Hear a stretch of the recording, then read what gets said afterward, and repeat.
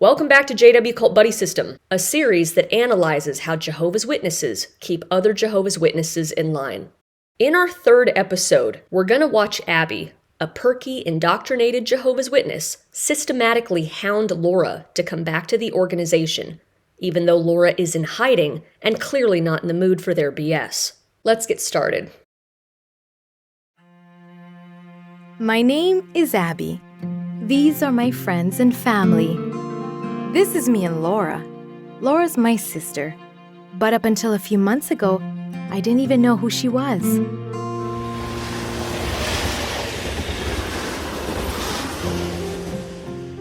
It all began when I got lost going home on the subway. A woman was nice enough to help me out. Her name was Laura.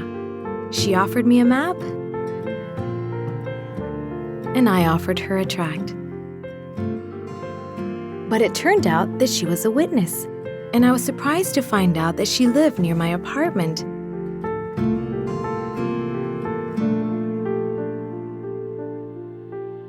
It made me wonder, though. I had never seen her at our congregation. All right. Laura is what Jehovah's Witnesses call inactive. She's technically still one of Jehovah's Witnesses, but she's not actively going to the meetings or preaching, knocking on doors. According to a study by the Pew Research Foundation back in 2016, Jehovah's Witnesses have one of the lowest retention rates of any denomination in the United States, with approximately 2/3 leaving, and a lot of those people are just sort of floating around. They didn't officially leave. They didn't send in a letter of resignation. They're just inactive, like Laura. A lot of you out there watching this right now are inactive. If you've been hanging around this channel for any length of time, you know that I get irreverent. You know, I look at their videos, the Jehovah's Witnesses content from jw.org, and it's cheesy. I roll my eyes. But this video, when I saw this video the first time, this whole video and this topic specifically hits different. And if you are inactive or PMO, it behooves you to pay attention to this video and what they're putting out there because it has direct relevance to your life and what could happen to you. So yeah, we're going to get more into the mindset of someone who's inactive, but for now, let's see what happens after Abby bumps into Laura. Not long after that, the Clarks had me over for supper. They're awesome cooks, and Brother Clark is an elder in my hall. I mentioned what happened to me on the subway, and he knew Laura right away. He explained that she was in our congregation, but had been feeling down for quite a while. She had become inactive, and even though the brothers had been visiting her and doing their best to help, she just seemed to be stuck. So I asked if it would be okay for me to visit her. Brother Clark thought it was a great idea. I was going to help Laura. I knew we'd be best friends in no time. But we weren't. I was able to talk to her, but it wasn't a good time. And it didn't go well at all. Okay, so Abby's hanging out with some other Jehovah's Witnesses, and she's hanging out with an elder, and the elder's like, yeah, we know Laura. We've been trying to check in on her for a while. We go to visit her. We're trying to work with her, figure out what's going on, but it's not really going anywhere. But the part that got me, the part that we need to be paying attention to, is the part when he says, yeah, she's been really down. This is loaded. Why? Okay, I'm going to make this really simple. If the elders go to Laura's house and Laura says, I don't want to be a Jehovah's Witness, leave me alone, the elders will take this as a resignation and Laura will be shunned. So Laura is down. Laura is stuck. Now some of you may be saying, well, maybe Laura really is down and depressed. Fair enough. But Jehovah's Witnesses claim to have the best life ever. It's not coming from me. They claim to be the happiest people on earth. They have the truth. They're so blessed to be one of Jehovah's Witnesses. So why is Laura depressed? Okay, but people can get depressed for other reasons. Maybe she has a mood disorder, mental disorder. Maybe somebody she loved died. Maybe she really is just having a hard time for some other reason. You're not being fair. Okay, if that is the case, if the root cause of Laura's depression has absolutely nothing to do with the organization, why isn't she there?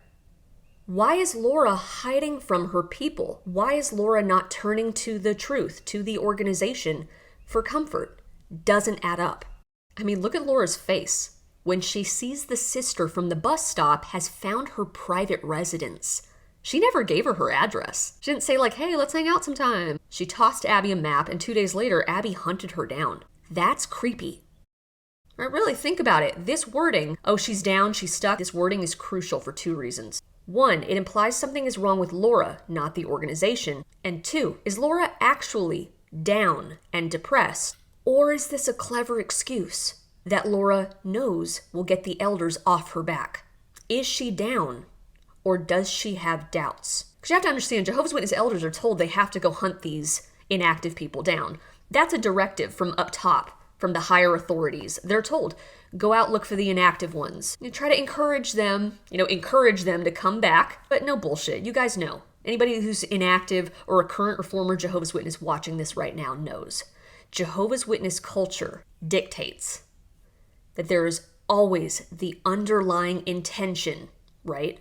Or motive to nail you to the wall if you're guilty of something and you've been hiding it. They're there to check on you, but if they sniff something out, you've been having premarital sex, you have a live-in boyfriend or girlfriend, or whatever, or you just don't believe it's the truth anymore. Whatever the thing is, they're trying to figure it out. They're trying to figure out why you're flying under the radar. That's why they keep coming back. What are you up to? I felt so silly afterwards. All I could think was, who am I to jump in and try to fix things? I have no idea what I'm doing. I should have just left it to the elders. If they hadn't been able to help her, what chance did I have? The next time I saw Brother Clark, I explained what happened, told him how I felt, and just kept apologizing for everything. But he wasn't angry or disappointed or anything. Instead, he commended me for taking an interest in Laura. He told me that the elders weren't going to give up on her and that I shouldn't either. The elders are not going to give up on Laura, and neither should I. My brother was inactive for 20 years. We're 10 years apart. He got disfellowshipped when he was a teenager, got reinstated, the whole enchilada came back around. And then he fell off the face of the earth for 20 years. And bless her indoctrinated heart, my mother pushed and pushed and pushed. She was a mother who was not going to give up on her son. She pushed for him to come back. And hell's bells, he went back after 20 years. And the reason why he did is because my brother always really deeply in his gut, in his heart, believed it was the truth. My brother was what you call a pomie, someone who was physically out but mentally in. He was out for a long time, but mentally he still believed it was the truth, okay? When I knew it wasn't the truth, when I finally reached that conclusion and I became inactive, my mother could sense what was happening, and she swooped in and started to encourage me, and I immediately cut her off at the knees. Don't send me encouragement texts. Stop sending me scriptures. I don't want to hear it. Can you just be my mother? I just need a mom. I don't need a Bible teacher. But here's the deal. I knew from my life, okay, I'm going to speak for myself. For me personally, I knew that this was not going to last. This wasn't going to fly. I knew my mother, she's extremely devout, very passionate about the truth. I knew this wasn't going to cut it. I knew I was going to have to do something bigger. So when I was preparing to disassociate, I knew it was going to be bad. There was no doubt, I wasn't harboring any illusion, delusion, fantasy, whatever, that things were going to be okay after that.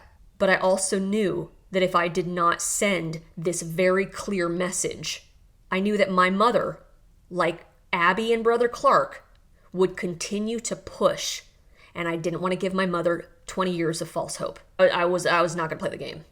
So, my question is, why is Laura inactive? Then he showed me Jesus' illustration in Luke chapter 15, verse 8.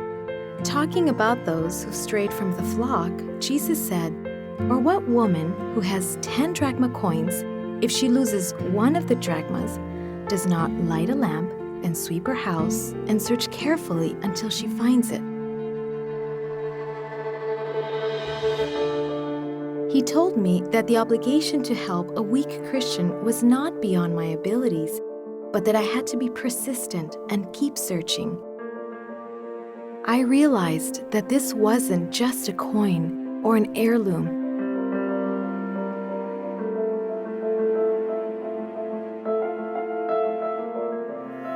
I had lost my sister, and I didn't even know it. I knew that I had to do whatever I could to help.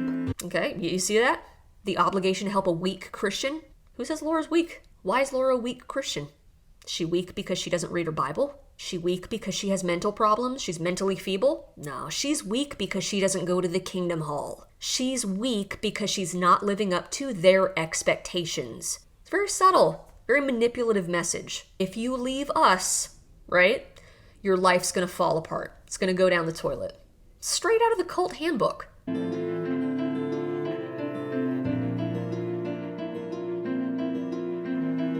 At first, I just tried to make up for how things had gone last time. She still didn't open up much, but it was a start. Ah, yes. Nothing like a bag of produce to get you out of the doldrums. Nothing like a bag of fruit to get you talking. I kept coming. And so did the elders.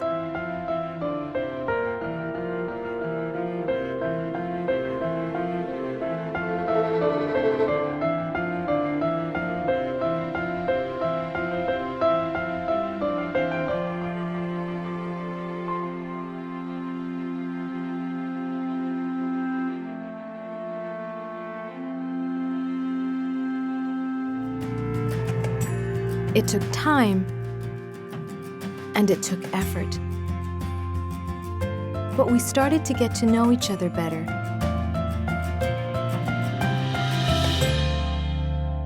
And she started to share more with me. Sometimes, out of discouragement or depression, she could say things she really didn't mean. Wild talk. But I just tried to be a good listener. One time, I gave her a big hug and told her, I love you so much, and Jehovah does too. So they finally succeed in dragging her ass back to the Kingdom Hall. And then Laura breaks down and she has a heart-to-heart with Abby. Here's the thing, there's a lot of Jehovah's Witnesses who mean well. They are very sincere, they don't have nefarious intentions, they really are trying to help. And quick sidebar, am I the only one who thinks the sister looking for the drachma coin looks like Maya Rudolph? So there are people like Abby in the congregation, in the organization, who just have a big heart. They are being very genuine. They do want to help their brother or sister. But this still illustrates the power of the buddy system within a cult. Because if Laura was confident in her position, she would say, thank you, but please leave. I appreciate your concern, thank you, but I'm currently working with a therapist. I'm getting some kind of professional help. Their persistence wouldn't influence her because she would have drawn clear boundaries at the outset. Instead, they depict Laura grappling with some personal demons, but again, they're not saying why she's depressed, and it doesn't explain why she wasn't motivated to return to the meetings. Is it possible Laura is just sick of her JW life?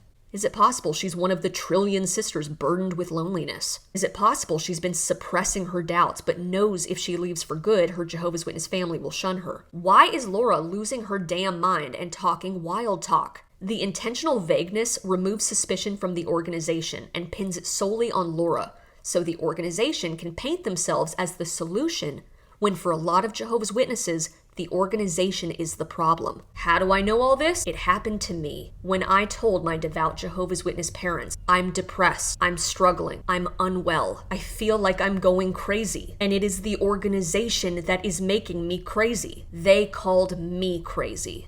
And I know it's not me. I know I'm not crazy. I'm pretty damn smart. Took me a little while to learn to properly parallel park, but I am pretty damn smart. To this day, that's what I am. I'm the crazy apostate daughter. It can't be the organization. The organization is beyond reproach, and that's the BS dance that a lot of inactive people find themselves in.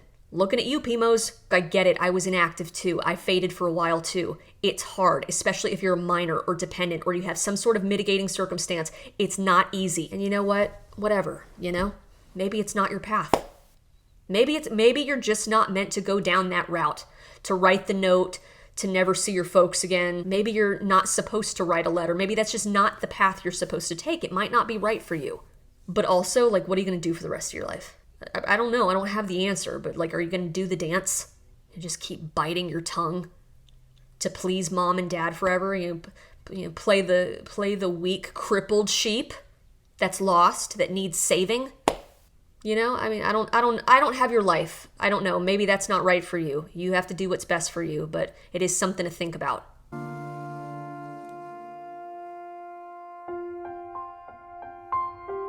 And in the end, I discovered something very precious. That our brothers and sisters can become lost and need our help. And we don't need to be elders, just to listen and to love. I found Laura, my lost sister, and my new friend. Yeah, that's what I needed from my parents. To listen and to love. Well, that's not what this is about. This is all about conditional love. You guys know, if Laura was assertive, if Laura put her foot down, they would have left her for dead. On that note, thank you for watching the 3rd episode of JW Cult Buddy System. Subscribe for new episodes, and I'll see you next time.